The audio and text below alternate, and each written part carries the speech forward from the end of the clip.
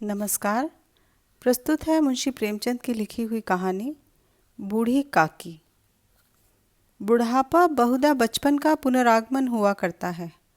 बूढ़ी काकी में जिह्वा स्वाद के सिवा और कोई चेष्टा शेष न थी और ना अपने कष्टों की ओर आकर्षित करने का रोने के अतिरिक्त कोई दूसरा सहारा ही। समस्त इंद्रियां, नेत्र, हाथ और पैर जवाब दे चुके थे। पृथ्वी पर पड़ी रहती और घर वाले कोई बात उनकी इच्छा के प्रतिकूल करते, भोजन का समय टल जाता या उसका परिणाम पूर्ण न होता, अथवा बाजार से कोई वस्तु आती और न मिलती तो ये रोने लगती थी। उनका रोना सिसकना साधारण रोना न था, वे गला फाड़ फाड़ कर रोती थी। उनके पतिदेव को स्वर्ग सिधारे कालांतर हो चुका था। बेटे तरुण हो कर चल बसे थे। अब एक भतीजे के अलावा और कोई न था। उसी भतीजे के नाम उन्होंने अपनी सारी संपत्ति लिख दी। भतीजे ने सारी संपत्ति लिखाते समय खूब लंबे चौड़े वादे किए, किंतु वे सब वादे केवल कुली डिपो के दलालों के दिखाए हुए सब्जबाग ही थे। यद्यपि उस संपत्ति की वार्षिक आय 150-200 रुपये से कम न थी, तथापि बूढ़ी काकी को पेट भर भोजन भी कठिनाई से मिलता था। इसमें उनके भतीजे पंडित बुद्धिराम का अपराध था अथवा उनकी अर्धांगिनी श्रीमती रूपा का, इसका निर्णय करना सहज नहीं। बुद्धिराम स्वभाव के सज्जन थे, किंतु उसी समय तक जब तक कि उनके कोष पर आँच न आए। रूपा स्वभाव से तीव्र थी सही, पर ईश्वर से डरती थी। अतएव बूढ़ी काकी को उसकी तीव्रता उतनी न खलती थी जितनी बुद्धिराम की भलमन साहत। बुद्धिराम को कभी कभी अपने अत्याचार का खेद होता था। विचारते थे कि इसी संपत्ति के कारण मैं इस समय भला मानुष बना बैठा हूँ। यदि भौतिक आश्वासन और सुखी सहानुभूति से स्थिति में सुधार हो सकता हो तो उन्हें कदाचित कोई आपत्ति न होती, परंतु विशेष व्यय का भय उनकी सुचेष्टा को दबाए रखता था। यहाँ तक कि यदि द्वार पर कोई भला आदमी बैठा होता और बूढ़ी काकी उस समय अपना राग अलापने लगती तो वह आग हो जाते और घर में आकर उन्हें जोर से डांटते। लड़कों को बुढ़ों से स्वाभाविक विद्वेष होता ही है, और फिर जब माता पिता का यह रंग देखते तो वे बूढ़ी काकी को और सताया करते। कोई चुटकी काट कर भागता, कोई इन पर पानी की कुल्ली कर देता। काकी चीख मारकर रोती, परंतु यह बात प्रसिद्ध थी कि वह केवल खाने के लिए रोती हैं, अतएव उनके संताप और आर्तनाद पर कोई ध्यान नहीं देता था। हाँ, काकी क्रोधातुर होकर बच्चों को गालियाँ देने लगती तो रूपा घटनास्थल पर आ पहुंचती। इस भय से काकी अपनी जिव्या कृपाण का कदाचित ही प्रयोग करती थी।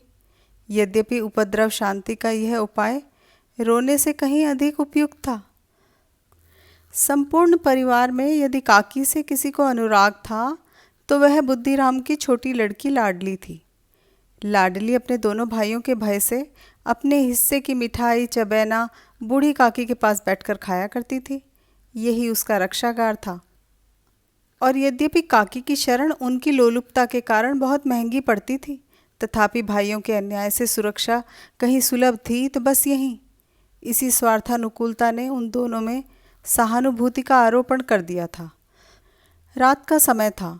बुद्धिराम के द्वार पर शहनाई बज रही थी और गांव के बच्चों का झुंड विस्मयपूर्ण नेत्रों से गाने का रसास्वादन कर रहा था।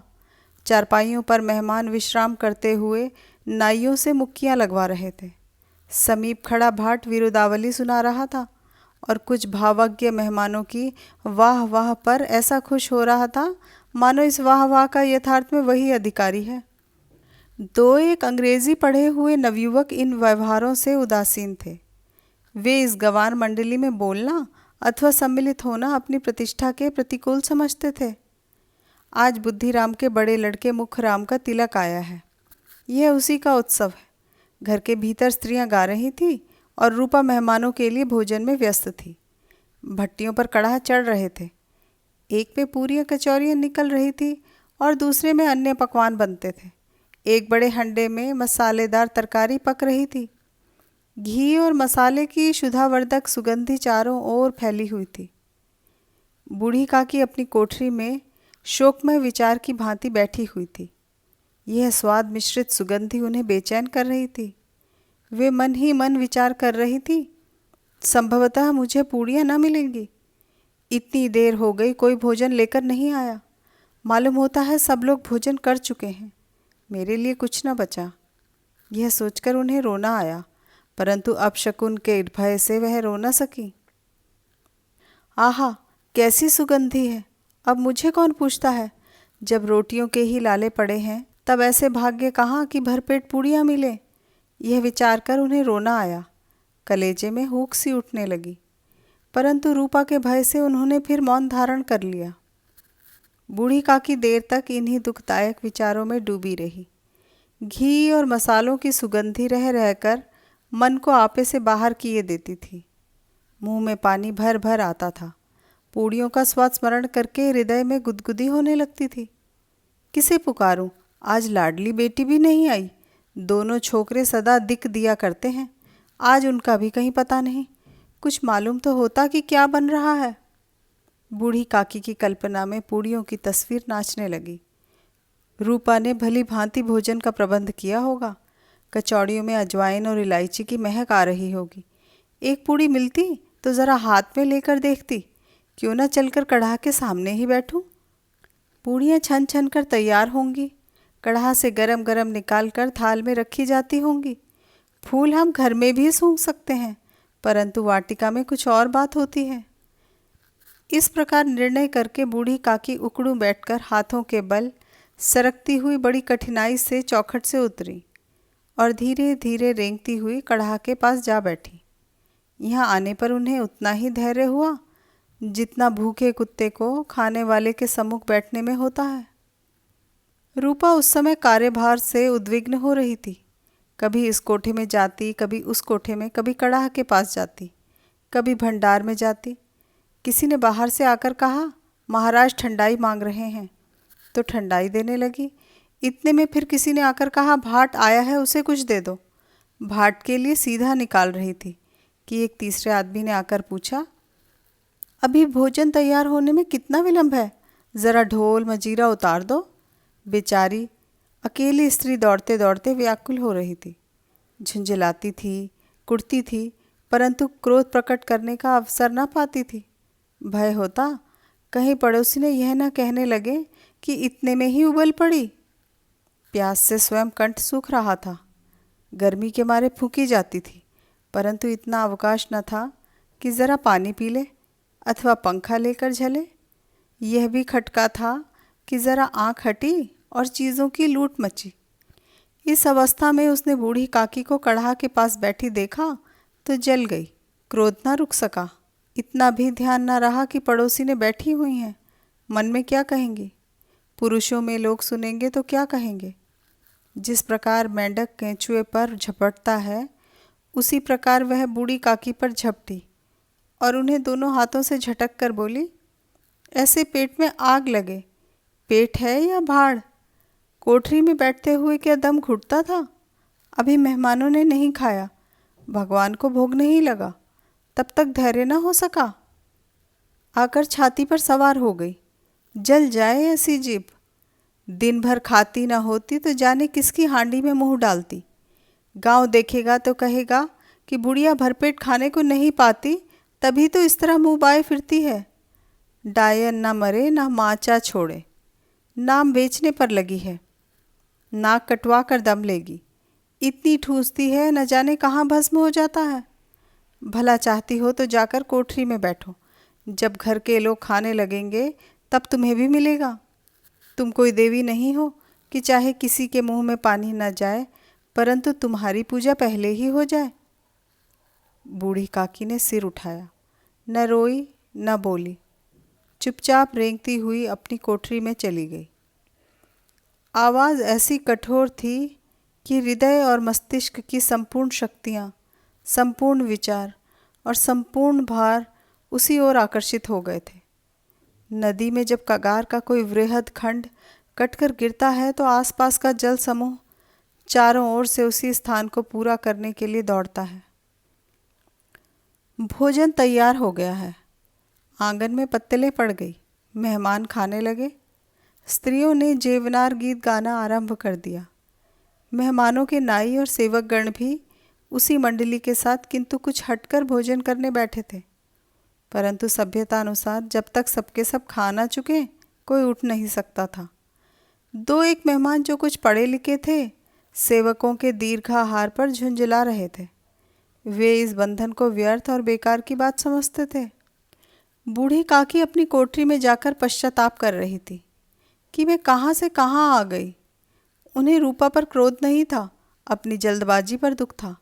सच ही तो है, जब तक मेहमान लोग भोजन न कर चुकेंगे घर वाले कैसे खाएंगे। मुझसे इतनी देर भी न रहा गया, सबके सामने पानी उतर गया। अब जब तक कोई बुलाने नहीं आएगा ना जाऊंगी। मन ही मन इस प्रकार का विचार कर वह बुलाने की प्रतीक्षा करने लगी, परंतु घी की रुचिकर सुवास बड़ी धैर्य परीक्षक प्रतीत हो रही थी। उन्हें एक एक पल एक एक युग के समान मालूम होता था। अब पत्तल बिछ गई होगी, अब मेहमान आ गए होंगे, लोग हाथ पैर धो रहे हैं, नाई पानी दे रहा है। मालूम होता है लोग खाने बैठ गए, जेवनार गाया जा रहा है। यह विचार कर वह मन को बहलाने के लिए लेट गई। धीरे धीरे एक गीत गुनगुनाने लगी। उन्हें मालूम हुआ कि मुझे गाते देर हो गई। क्या इतनी देर तक लोग भोजन कर ही रहे होंगे? किसी की आवाज़ सुनाई नहीं देती। अवश्य ही लोग खा पी कर चले गए, मुझे कोई बुलाने नहीं आया है। रूपा चिढ़ गई है, क्या जाने ना बुलाए, सोचती होगी कि आप ही आवेंगी। वह कोई मेहमान तो नहीं जो उन्हें बुलाऊं। बूढ़ी काकी चलने को तैयार हुई। यह विश्वास कि 1 मिनट में पूड़ियाँ और मसालेदार तरकारियाँ सामने आएंगी उनकी स्वादेंद्रियों को गुदगुदाने लगा। उन्होंने मन में तरह तरह के मंसूबे बांधे। पहले तरकारी से पूड़ियाँ खाऊंगी, फिर दही और शक्कर से। कोई बुरा माने चाहे भला, मैं तो मांग मांग कर खाऊंगी। यही ना, लोग कहेंगे कि इन्हें विचार नहीं। कहा करें, इतने दिन के बाद पूड़ियाँ मिल रही हैं तो मुंह झूठा करके थोड़ी ही उठ जाऊंगी। वह उकड़ू बैठकर सरकते हुए आंगन में आई, परंतु हाय दुर्भाग्य! अभिलाषा ने अपने पुराने स्वभाव के अनुसार समय की मिथ्या कल्पना की थी। मेहमान मंडली अभी बैठी हुई थी। कोई खाकर उंगलियां चाटता था, कोई तिरछे नेत्रों से देखता था कि और लोग अभी खा रहे हैं या नहीं। कोई इस चिंता में था कि पत्तल पर पूड़ियाँ छूटी जाती हैं, किसी तरह इन्हें भीतर रख लेता। कोई दही खाकर चटकारता था, परंतु दूसरा दोना मांगते संकोच करता था कि इतने में बूढ़ी काकी रेंगती हुई उनके बीच में आ पहुंची। कई आदमी चौंक कर उठ खड़े हुए, पुकारने लगे, अरे यह बुढ़िया कौन है? यहाँ कहाँ से आ गई? देखो किसी को छू न दे। पंडित बुद्धिराम काकी को देखते ही क्रोध से तिलमिला गए। पूड़ियों का थाल लिए खड़े थे। थाल को जमीन पर पटक दिया और जिस प्रकार निर्दयी महाजन अपने किसी बेईमान और भगोड़े कर्जदार को देखते ही उसका टेंटुआ पकड़ लेता है, उसी तरह लपक कर उन्होंने काकी के दोनों हाथ पकड़े और घसीटते हुए लाकर उन्हें कोठरी में धम से पटक दिया। आशा रूपी वाटिका लू के एक झोंके में विनष्ट हो गई। मेहमानों ने भोजन किया, घरवालों ने भोजन किया, बाजे वाले धोबी भी भोजन कर चुके, परंतु बूढ़ी काकी को किसी ने न पूछा। बुद्धिराम और रूपा दोनों ही बूढ़ी काकी को उनकी निर्लज्जता के लिए दंड देने का निश्चय कर चुके थे। उनके बुढ़ापे पर, दीनता पर, हद ज्ञान पर किसी को करुणा न आई। अकेली लाडली उनके लिए कुढ़ रही थी। लाडली को काकी से अत्यंत प्रेम था। बेचारी भोली लड़की थी। बाल विनोद और चंचलता की उसमें गंध तक न थी। दोनों बार जब उसके माता पिता ने काकी को निर्दयता से घसीटा तो लाडली का हृदय ऐंठ कर रह गया। वह झुंझला रही थी कि हम लोग काकी को क्यों बहुत सी पूड़ियाँ नहीं देते? क्या मेहमान सबकी सब खा जाएंगे? और यदि काकी ने मेहमानों से पहले खा लिया तो क्या बिगड़ जाएगा? वह काकी के पास जाकर उन्हें धैर्य देना चाहती थी, परंतु माता के भय से ना जाती थी। उसने अपने हिस्से की पूड़ियाँ बिल्कुल ना खाई थी, अपनी गुड़िया की पिटारी में बंद कर रखी थी। उन पूड़ियों को काकी के पास ले जाना चाहती थी। उसका हृदय अधीर हो रहा था। बूढ़ी काकी मेरी बात सुनते ही उठ बैठेंगी, पूड़ियाँ देखकर कैसी प्रसन्न होंगी, मुझे खूब प्यार करेंगी। रात को 11 बज गए थे। रूपा आंगन में पड़ी सो रही थी। लाडली की आंखों में नींद न आती थी। काकी को पूड़ियाँ खिलाने की खुशी उसे सोने न देती थी। उसने गुड़ियों की पिटारी सामने रखी हुई थी। जब विश्वास हो गया कि अम्मा सो रही हैं तो वह चुपके से उठी और विचारने लगी, कैसे चलूं। चारों ओर अंधेरा था, केवल चूल्हों में आग चमक रही थी और चूल्हों के पास एक कुत्ता लेटा हुआ था। लाडली की दृष्टि सामने वाले नीम पर गई। उसे मालूम हुआ कि उस पर हनुमान जी बैठे हुए हैं। उनकी पूंछ, उनकी गदा वह स्पष्ट दिखलाई दे रही है। मारे भय के उसने आंखें बंद कर ली। इतने में कुत्ता उठ बैठा। लाडली को ढांढस हुआ। कई सोए हुए मनुष्यों के बदले एक भागता हुआ कुत्ता उसके लिए अधिक धैर्य का कारण हुआ। उसने पिटारी उठाई और बूढ़ी काकी की कोठरी की ओर चली। बूढ़ी काकी को केवल इतना स्मरण था कि किसी ने मेरे हाथ पकड़कर घसीटे। फिर ऐसा मालूम हुआ कि जैसे कोई पहाड़ पर उड़ाए लिए जाता है। उनके पैर बार बार पत्थरों से टकराए। तब किसी ने उन्हें पहाड़ पर से पटका। वे मूर्छित हो गई। जब वे सचेत हुई तो किसी की ज़रा भी आहट न मिलती थी। समझी कि सब लोग खा पीकर सो गए और उनके साथ मेरी तकदीर भी सो गई। रात कैसे कटेगी? राम, क्या खाऊं? पेट में अग्नि धधक रही है। हाँ, किसी ने मेरी सुधि न ली। क्या मेरा पेट काटने से धन जुड़ जाएगा? इन लोगों को इतनी भी दया नहीं आती कि न जाने बुढ़िया कब मर जाए, उसका जी क्यों दुखावें। मैं पेट की रोटियां ही खाती हूँ कि और कुछ। इस पर यह है हाल। मैं अंधी अपाहिज ठहरी, न कुछ सुनूं न बूझूं। यदि आंगन में चली गई तो क्या बुद्धिराम से इतना कहते न बनता था कि काकी, अभी लोग खाना खा रहे हैं, फिर आना। मुझे घसीटा, पटका। उन्हीं पूड़ियों के लिए रूपा ने सबके सामने गालियां दी। उन्हीं पूड़ियों के लिए इतनी दुर्गति करने पर भी उनका पत्थर का कलेजा न पसीजा। सबको खिलाया, मेरी बात तक न पूछी। जब तभी न दी तब अब क्या देंगे? यह विचार कर काकी निराशामय संतोष के साथ लेट गई। ग्लानि से गला भर भर आता था, परंतु मेहमानों के भय से रोती न थी। सहसा कानों में आवाज़ आई, काकी उठो, मैं पूड़ियाँ लाई हूँ। काकी ने लाडली की बोली पहचानी। झटपट उठ बैठी। दोनों हाथों से लाडली को टटोला और उसे गोद में बिठा लिया। लाडली ने पूड़ियाँ निकाल कर दी। काकी ने पूछा, क्या तुम्हारी अम्मा ने दी हैं? लाडली ने कहा, नहीं, यह मेरे हिस्से की हैं। काकी पूड़ियों पर टूट पड़ी। 5 मिनट में पिटारी खाली हो गई। लाडली ने पूछा, काकी पेट भर गया? जैसे थोड़ी सी वर्षा ठंडक के स्थान पर और भी गर्मी पैदा कर देती है, उस भांति इन थोड़ी पूड़ियों ने काकी की क्षुधा और ईर्ष्या को उत्तेजित कर दिया था। बोली, नहीं बेटी, जाकर अम्मा से और मांग लाओ। लाडली ने कहा, अम्मा सोती हैं, जगाऊंगी तो मारेंगी। काकी ने पिटारी को फिर टटोला। उसमें कुछ खुरचन गिरी थी। बार बार होंठ चाटती थी, चटखारे भरती थी। हृदय महसूस रहा था कि पूड़ियाँ कैसे पाऊँ। संतोष सेतु जब टूट जाता है तब इच्छा का बहाव अपरिमित हो जाता है। मतवालों को मद का स्मरण कराना उन्हें मदान्ध बनाता है। काकी का अधीर मन इन इच्छाओं के प्रबल प्रवाह में बह गया। उचित और अनुचित का विचार जाता रहा।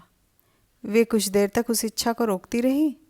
सहसा लाडली से बोली, मेरा हाथ पकड़कर वहाँ ले चलो जहाँ मेहमानों ने बैठकर भोजन किया है।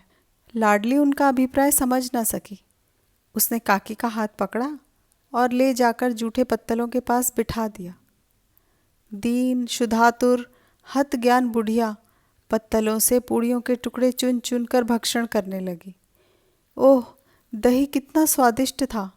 कचौड़ियाँ कितनी सलोनी, खस्ता, कितनी सुकोमल! काकी बुद्धिहीन होते हुए भी इतना जानती थी कि मैं वह काम कर रही हूँ जो मुझे कदापि न करना चाहिए। मैं दूसरों की जूठी पत्तल चाट रही हूँ। परंतु बुढ़ापा तृष्णा रोग का अंतिम समय है, जब संपूर्ण इच्छाएं एक ही केंद्र पर आ लगती हैं। बूढ़ी काकी में यह केंद्र उनकी स्वादेंद्रियां थी। ठीक उसी समय रूपा की आंख खुली। उसे मालूम हुआ कि लाडली मेरे पास नहीं है। वह चौंकी, चारपाई के इधर उधर ताकने लगी कि कहीं नीचे तो नहीं गिर पड़ी। उसे वहाँ ना पाकर वह उठी तो क्या देखती है कि लाडली जूठे पत्तलों के पास चुपचाप खड़ी है और बूढ़ी काकी पत्तलों पर से पूड़ियों के टुकड़े उठा उठा कर खा रही है। रूपा का हृदय सन्न हो गया। किसी गाय की गर्दन पर छुरी चलते देखकर जो अवस्था उसकी होती वही उस समय हुई। एक ब्राह्मणी दूसरों की जूठी पत्तल टटोले, इससे अधिक शोकमय दृश्य असंभव था। पूड़ियों के कुछ ग्रासों के लिए उसकी चचेरी सास ऐसा निकृष्ट कर्म कर रही है। यह वह दृश्य था जिसे देखकर देखने वालों के हृदय कांप उठते हैं। ऐसा प्रतीत होता था मानो जमीन रुक गई, आसमान चक्कर खा रहा है, संसार पर कोई विपत्ति आने वाली है। रूपा को क्रोध न आया। शोक के सम्मुख क्रोध कहाँ। करुणा और भय से उसकी आंखें भर आई। इस अधर्म का भागी कौन है? उसने सच्चे हृदय से गगन मंडल की ओर हाथ उठाकर कहा, परमात्मा, मेरे बच्चों पर दया करो। इस अधर्म का दंड मुझे मत दो, नहीं तो मेरा सत्यानाश हो जाएगा। रूपा को अपनी स्वार्थपरता और अन्याय इस प्रकार प्रत्यक्ष रूप में कभी न दिख पड़े थे। वह सोचने लगी, हाय कितनी निर्दय हूँ। जिसकी संपत्ति से मुझे 200 रुपया आय हो रही है, उसकी यह दुर्गति, और मेरे कारण। हे दयामय भगवान, मुझसे बड़ी भारी चूक हुई है, मुझे क्षमा करो। आज मेरे बेटे का तिलक था। सैकड़ों मनुष्य ने भोजन पाया, मैं उनके इशारों की दासी बनी रही। अपने नाम के लिए सैकड़ों रुपये व्यय कर दिए, परंतु जिसकी बदौलत हजारों रुपए खाए, उसे इस उत्सव में भी भरपेट भोजन न दे सकी। केवल इसी कारण तो कि वह वृद्धा है, असहाय है। रूपा ने दिया जलाया, अपने भंडार का द्वार खोला और एक थाली में संपूर्ण सामग्रियां सजाकर बूढ़ी काकी की ओर चली। आधी रात जा चुकी थी। आकाश पर तारों के थाल सजे हुए थे और उन पर बैठे हुए देवगण स्वर्गीय पदार्थ सजा रहे थे, परंतु उनमें किसी को भी वह परमानंद प्राप्त न हो सकता था जो बूढ़ी काकी को अपने सम्मुख थाल देखकर प्राप्त हुआ। रूपा ने कंठारुद्ध स्वर में कहा, काकी उठो, भोजन कर लो। मुझसे आज बड़ी भूल हुई, उसका बुरा न मानना। परमात्मा से प्रार्थना कर दो कि वह मेरा अपराध क्षमा कर दें। भोले भाले बच्चों की भांति जो मिठाइयाँ पाकर मार और तिरस्कार सब भूल जाता है, बूढ़ी काकी वैसे ही सब भुलाकर बैठी हुई खाना खा रही थी। उनके एक एक रोए से सच्ची सदिच्छाएं निकल रही थी और रूपा बैठी स्वर्गीय दृश्य का आनंद लेने में निमग्न थी। धन्यवाद।